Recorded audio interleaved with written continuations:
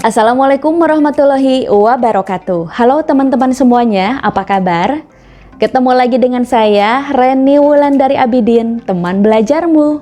Mudah-mudahan teman-teman semua dalam keadaan sehat walafiat, sadar, lahir dan batin.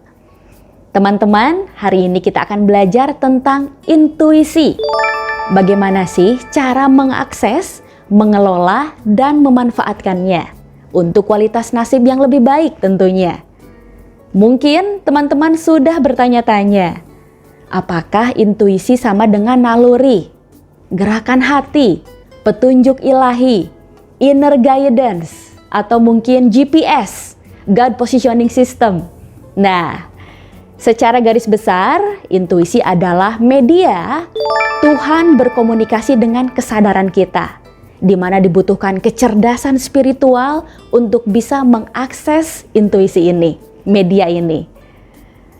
Untuk mempermudah teman-teman, saya berbagi pengalaman sebuah kisah nyata yang masih hangat, dan saya membutuhkan waktu untuk membuat video ini karena saya juga harus berempati dengan para korban gempa Cianjur ya.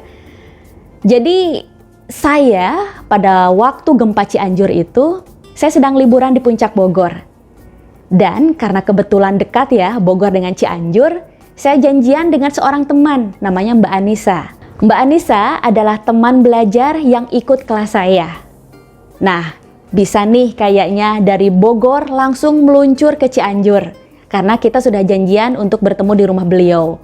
Saya nyetir, begitu sudah di Cianjur, entah kenapa kok pengen melipir. Pengen parkir berhenti dulu di pinggir jalan, dan itu adalah pegunungan pegunungan gitu di antara Baranta. Setelah melipir, saya cek HP, belum dibalas. Ternyata di titik itu, di seberangnya ada restoran, dan saya seolah-olah diarahkan untuk belok dulu ke restoran tersebut. Padahal saya nggak lapar, saya kenyang malah. Melipirlah saya ke restoran tersebut. Saya balas ke Mbak Anissa, Mbak, saya mampir dulu ke sebuah restoran ya. Mbak mau dibawain apa? Saya bilang gitu. Kemudian sambil nunggu makanannya datang, biasalah ya foto-foto, karena pemandangannya bagus banget. Beberapa menit setelah foto-foto, teman-teman, terjadilah gempa. Gempanya memang gak cukup lama, tapi sangat menakutkan. Sampai minuman saya tumpah. Dan orang-orang berlarian sedemikian paniknya ke lapangan parkir.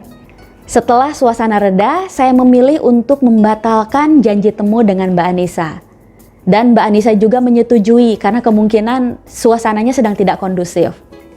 Lalu saya turun, balik lagi ke area puncak, pulang menuju area tol, pintu tol Jakarta.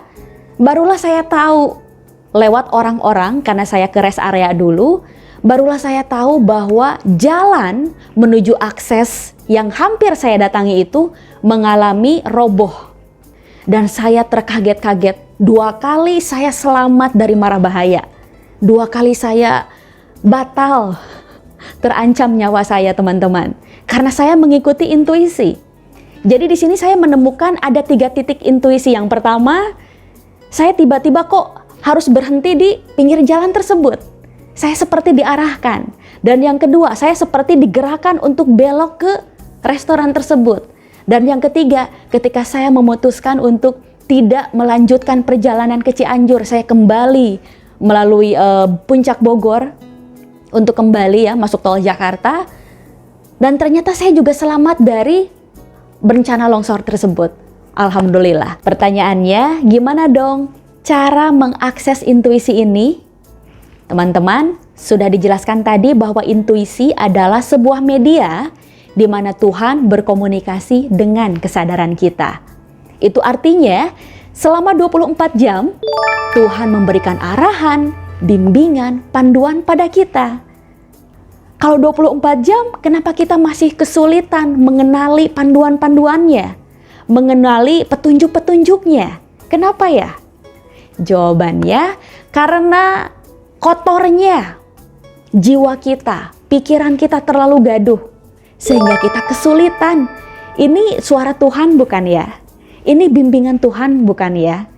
Jadi Alih-alih kita bisa mengenal suara Tuhan, yang sibuk di sini adalah suara-suara diri kita.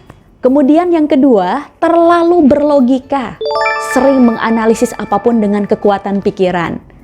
Alih-alih kita menggunakan kekuatan ilahi, kita terus mengakses kecerdasan otak kita.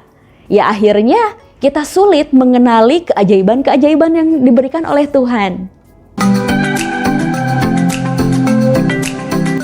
Poin yang paling ditunggu-tunggu, bagaimana cara mengakses, cara terhubung dengan intuisi.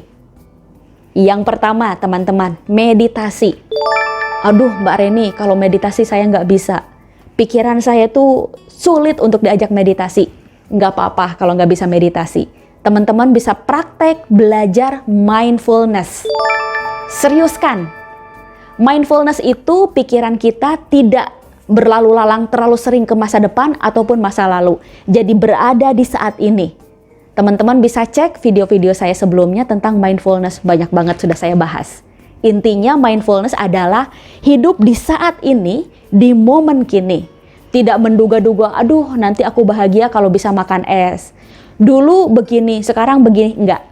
Kita berada di momen ini, menikmati semua panca indera kita.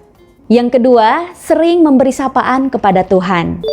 Tujuannya untuk apa? Ya tujuannya agar kita akrab dong. Agar kita merasa ada kedekatan, ada koneksi. Gimana kita mau mendapatkan bimbingan, arahan, koneksinya aja nggak ada. Kita malah sibuk dengan urusan-urusan kita. Lalu kita kebingungan, kok Tuhan tidak membimbing kita? Tuhan tidak menolong kita. Lah kitanya malah menjauhi. Nah makanya berakrab-akrablah dengan sering menyapa, dengan sering mengobrol kepada Tuhan. Waduh kayak gimana tuh ngobrolnya? Ntar dikira orang gila lagi. Teman-teman silahkan cari metode masing-masing.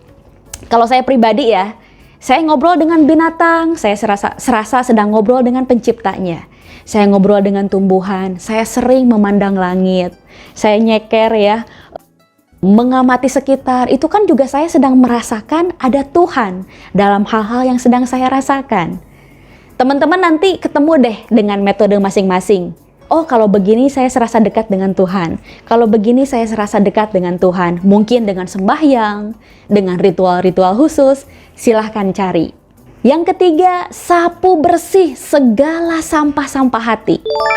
Tuhan kan berkomunikasi dengan media intuisi ya. Media ini kan adanya dalam hati, dalam artian sanubari kita, kecerdasan spiritual kita.